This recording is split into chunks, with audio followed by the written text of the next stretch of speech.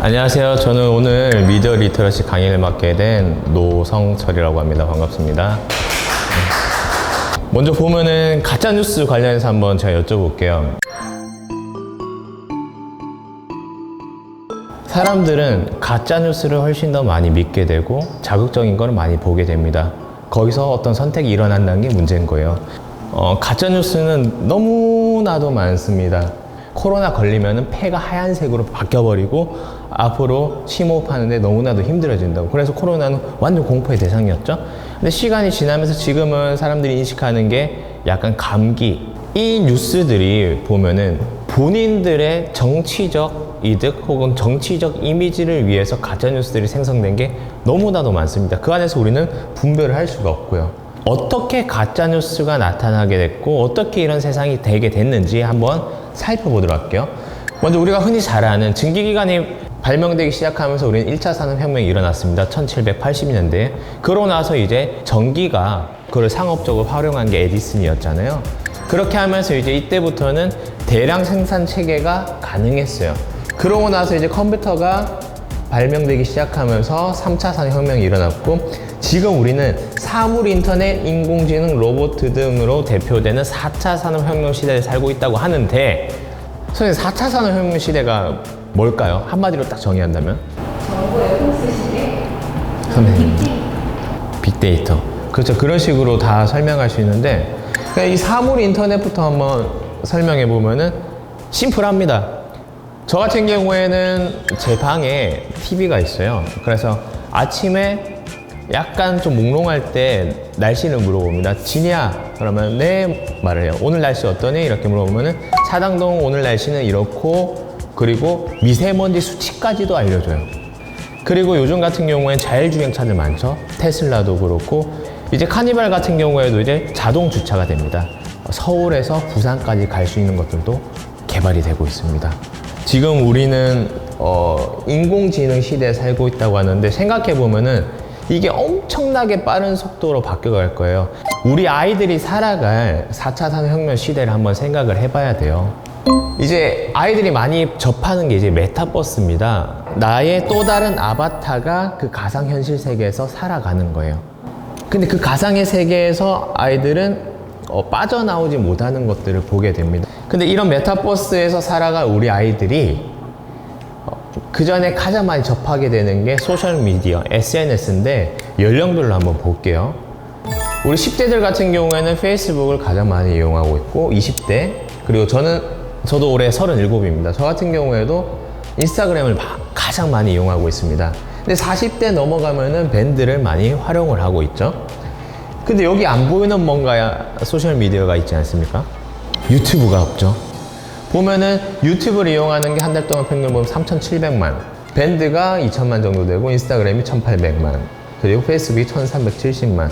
이렇게 되면서 유튜브가 이슈가 되고 유튜브를 활용하는 사람들이 많다 보니까 유튜브의 파급력이 엄청나게 치솟아 버렸죠. 그러면서 이 안에서 유튜브를 운영하는 유튜버들의 수익이 공개가 되게 됩니다. 우리나라에서 탑10 안에 들어가는 유튜버들 보면은 한 달에 기본 2억 넘어가는 돈을 벌고 6억까지 버는 친구들도 있어요. 그러다 보니까 우리 친구들은 유튜버에 꿈을 꾸게 됩니다. 아이들을 보면요, 꿈이 1위가 운동선수고, 2위가 의사고, 3위가 교사고, 4위가 유튜버입니다. 근데 여기서 문제가 있죠. 지금의 유튜버는 포화 상태입니다.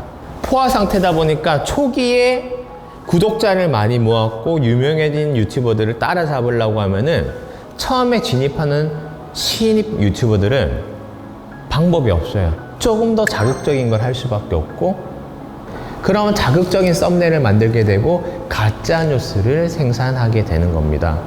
여기서 중요한 게 뭐냐면요, 이제 중학교 3학년부터 고등학교, 특히나 대학생들 정도 넘어가면은 정치나 이제 세상이 돌아가는 관심을 어느 정도 가지게 돼요. 근데 여기서 진짜 위험한 게 뭐냐, 알고리즘이라는 게 있습니다. 내가 한 번이라도 보수 채널의 영상을 한번 봤다면요, 그 다음부터는 보수 채널의 유튜버들만 계속 떠요.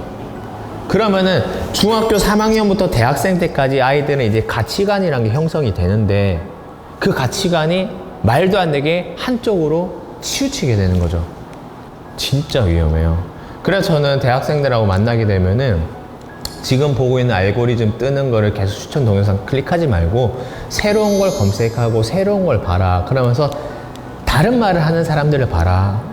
그래야지 너만의 가치관이 형성이 되고 네가 계속 그것만 보게 되면 가치관은 한쪽으로 치우칠 수밖에 없다 라고 제가 얘기를 하거든요. 보면은 뭐 여러 가지 이렇게 가짜 뉴스들이 있는데 네이버에서 우측 하단 보면은 기사를 새로 고칩니다 라고 떠 있는 게 있어요. 그거 클릭하면은 2달 전 거, 1달 전 거 이렇게 언론사들이 잘못 보도했던 것들이 정정 보도가 되어 있습니다. 근데 그거 클릭해서 보는 사람들 없거든요. 처음에 봤던 그 잘못된 기사만 사람들이 믿게 되는 거지. 근데 네이버는 그렇게 정정이라도 해주는데 구글 같은 경우에는 가짜뉴스를 정정을 안 해줍니다. 그래서 예전에 민주당에 있는 의원들 몇 명이 구글을 찾아갔었어요. 가짜뉴스들이 이렇게 인터넷에 퍼져 있는데 이걸 좀 수정 좀 해달라. 진짜로 맞게끔. 근데 구글 같은 경우에 거절했거든요. 본인들 규정에 맞지 않다고. 그래서 저 같은 경우에는 자라나는 아이들한테 구글로는 뭐 검색하지 말라고 얘기를 합니다. 구글에는 가짜뉴스가 가장 많아요. 네이버는 고치기라도 하는데 구글은 아예 고치지 않는다는 거. 이거를 아이들한테 한번 얘기해 주셨으면 좋겠고요.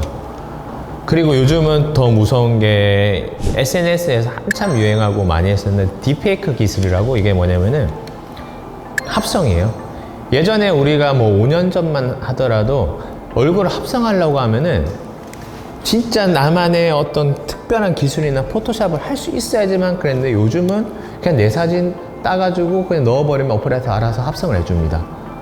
근데 이게 정말로 이제 디테일해지고 정밀해지면서 정말로 야한 사진에다가 누군가의 얼굴을 넣고 그걸 퍼뜨려 버리고 얘 뭐 이거 했다, 얘 이거 했다. 근데 이거 청소년들, 고등학생들, 특히나 여성 아이들한테는 정말로 상처가 되고 위험할 수 있는 부분들이거든요. 이거에 대해서 어떤 법이나 규정이 없습니다. 서동요 아시죠? 예전에 드라마로도 나왔었고 너무나도 유명한 이야기잖아요. 한번 저희가 상기하면서 한번 다시 생각해 볼게요. 백제무왕의 어린 시절이 말을 캐는 서동이었죠. 이 서동이가 말을 캐면서 살다가 소문을 듣게 돼요.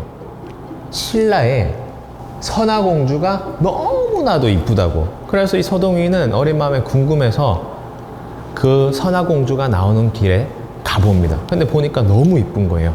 그래서 서동이는 꿈을 꾸게 됩니다. 이 선화공주랑 결혼을 하고 싶다고.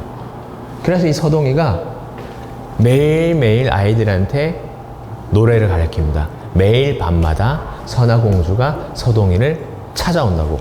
이 노래가 흘러 궁궐까지 들어가게 되고 진평왕이 듣게 됩니다.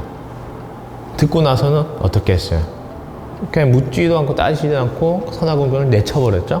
내치고 나서 서동이 같은 경우에는 이 선화공주를 데리고 와서 본인이 결혼해서 이제 훗날 백제무왕이 됐다는 이야기인데, 이게 이렇게 보면 아 서동이랑 선화공주랑 정말로 사랑했구나 아이들은 생각할 수 있는데, 근데 이걸 디테일하게 들어가 보면은 결국에는 가짜뉴스에 의한 본인이 취하고 싶은 걸 취한 거예요. 옛날부터 이런 사례들은 너무나도 많았습니다. 근데 이런 가짜뉴스 시대에서 우리 아이들을 지켜내는 방법은 여러 가지가 있겠지만 일단은 아이들한테는 기본적인 인성교육이 돼야 됩니다. 아이들은 제목만 보고 공유하는 경우가 되게 많거든요. 항상 제가 얘기하는 게 제목만 보고 공유하지 말고 내용까지 봐라 얘기를 하고, 그리고 제목하고 내용하고 일치하는지 봐라. 그리고 하나 더는 그 기사가 언제 쓰여졌는지 봐라. 기자로서의 소양이 갖춰지지 않은 기자들이 많아요. 그럼 그 친구들 같은 경우에는 과거의 옛날 기사를 끌어와 가지고 지금 쓰면 엄청 자극적인 글들이 있어요. 그걸 올려버리는 친구들도 있습니다. 그래서 이런 부분들을 항상 제가 이 친구들한테 얘기를 하는데, 여기서 덧붙여서 하나 또 얘기하는 거는, 네가 이거 한번 공유하기 전에 이 글을 공유했을 때 이 글 안에서 뭔가 피해를 받을 사람 입장에서 네 입장을 생각을 해봐. 그러면은 그 친구가 얼마나 마음이 아플지, 그러면 네가 조금 더 참게 되고 참으면서 분별력이 키워지지 않을까라는 얘기를 많이 해줘요. 그래서 항상 가장 많이 얘기하는 거는 제목만 보고 공유하지 마라 이걸 합니다. 그러면 여기서 우리가 지금 타이틀 자체가 오늘이 미디어 리터러시 강의예요. 그럼 미디어 리터러시라는 게 무슨 뜻일까? 리터러시 같은 경우에는 그냥 말 그대로 원을 풀어보면 읽고 쓰고 활용하는 능력이죠. 미디어를 읽고 쓰고 활용하는 능력입니다. 이 미디어 리터러시라는 글 같은 경우에는 1990년대에 등장을 했고요. 우리가 이용하는 모든 미디어 매체를 우리는 미디어 리터러시라고 합니다. 그리고 2000년대에 탄생한 단어가 이제 디지털 리터러시예요. SNS, 포털 사이트 등의 인터넷 매체를 얘기하는데 하나의 집합으로 보면은 미디어 리터러시 안에 디지털 리터러시가 교집합으로 들어가 있다 생각하시면은 훨씬 편하실 거고요. 예전에 우리는 조선시대는 이제 문자 리터러시라고 했습니다. 그래서 그 세종대왕 시대 때는 이제 글을 읽고 쓸 수 있게끔 하기 위해서 한글을 창제했던 거고요. 그 당시에는 글이 말 그대로 권력이었으니까요. 이게 어떤 의미냐면은 지금은 우리가 뉴스를 여러 가지 매체를 통해서 접합니다. 근데 조선시대에 나라에서 어떤 뉴스, 어떤 공지를 내요. 방밖에 없잖아요. 근데 중요한 게 그 방을, 글을 읽을 수 있는 사람은 양반들밖에 없었어요. 근데 예를 들어 볼게요. 이 동작구에 있는 모든 양반들은 본인의 노비들한테 이번 달에 쌀 20kg씩을 지급하라라는 방이 붙었어요. 근데 양반들이 모두 다 담합을 해요. 야, 이거 우리 전부 못 본 걸로 하고 그냥 열심히 살라는 걸로 마무리하자. 그러면 노비들이 물어봅니다. 야, 본인 주인들, 주인님 저거 무슨 글이에요? 아, 그냥 이번에 나라에서 풍년 났다고 더 잘 열심히 살라고.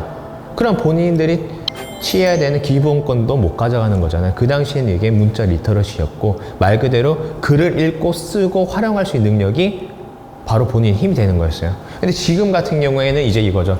미디어를 읽고 쓰고 활용할 수 있는 능력이 있어야지만 이 시대를 살아갈 수 있다는 거예요.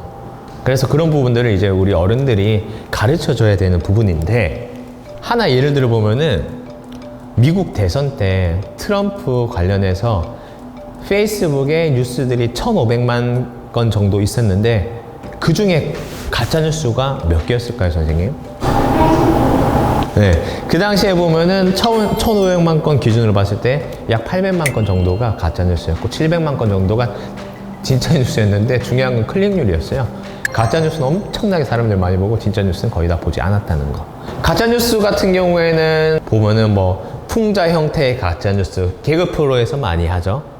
그리고 광고 형태의 가짜뉴스가 많고, 그리고 생산 주체에 따른 가짜뉴스를 구분할 수 있고, 최근 같은 경우에는 소셜미디어에 따른 가짜뉴스를 구분할 수 있는데, 페이크 뉴스라는 단어 자체가 언제 나왔냐면은 저는 트럼프라는 사람은 진짜 좀 특별한 사람이라고 생각해요. CNN을 대놓고 그 당시에 너네는 페이크 뉴스야 하면서 거기다 퍼큐를 날렸잖아요. 그러면서 그때부터 가짜뉴스라는 단어가 등장을 했는데, 우리나라에서도 정치적으로의 가짜뉴스 한번 보면은 문재인 대통령이 치매에 걸렸다.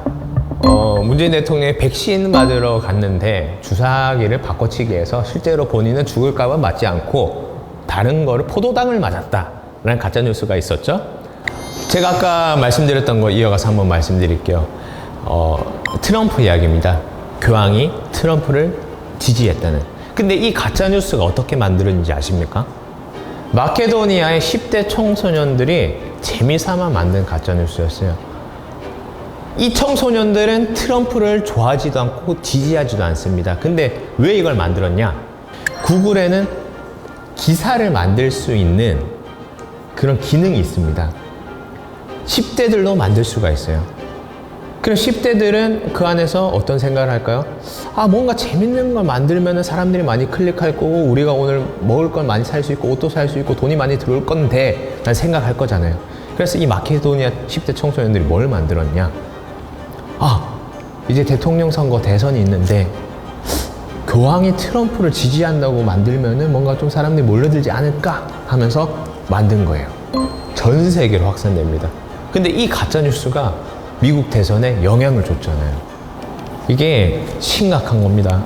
근데 이 가짜뉴스를 우리나라에서도 계속 규제하려고 해요. 그래서 이번에 언론중재법 관련해서 여야가 격돌했잖아요.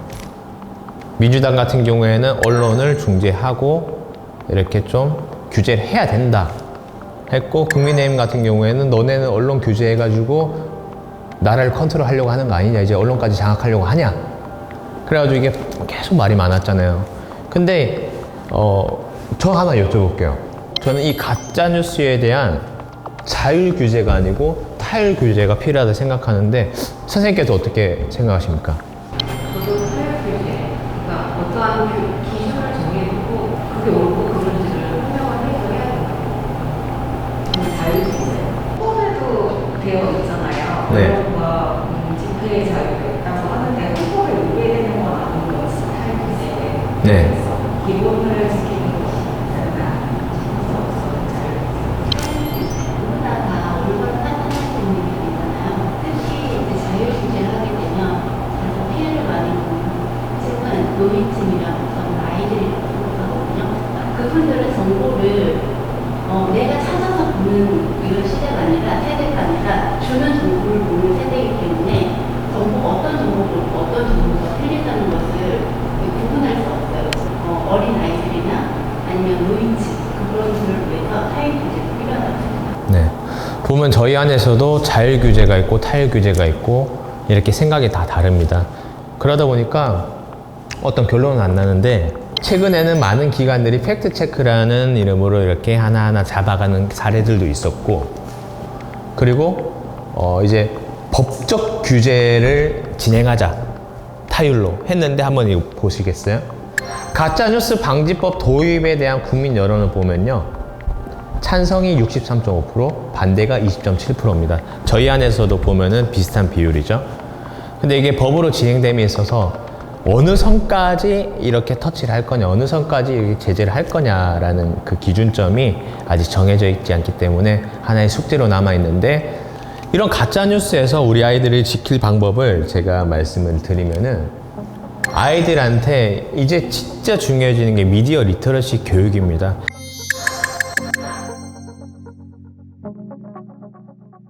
그냥 간단하게 한번 이렇게만이라도 아이들한테 알려주면은 어느 정도는 개선되지 않을까. 특히나 초등학생들한테는 확실합니다. 일단 글이 자극적이면은 무조건 가짜뉴스일 확률이 높아요. 제목만 보고 공유하지 말라고 아이들한테 항상 얘기를 해줍니다. 아까 말씀드린 대로 제목과 내용이 일치하는지 확인하라고 저는 항상 얘기를 합니다. 그리고 출처, 요즘은 기능이 좀 나아졌어요. 그 기자가 쓴 글을 볼 수가 있어요, 여태까지. 그러면 근데 만약에 그 기자가 진짜 네임밸류 있고 올바로 된 기자면요, 기사가 이렇게 많은데, 요즘은 기자들도 사가지고 기사를 한번 일회성으로 자극적인 걸 완전 퍼뜨려버리고 그 기자를 또 안 쓰는 데들이 있거든요. 그런 기자들은 히스토리가 없습니다.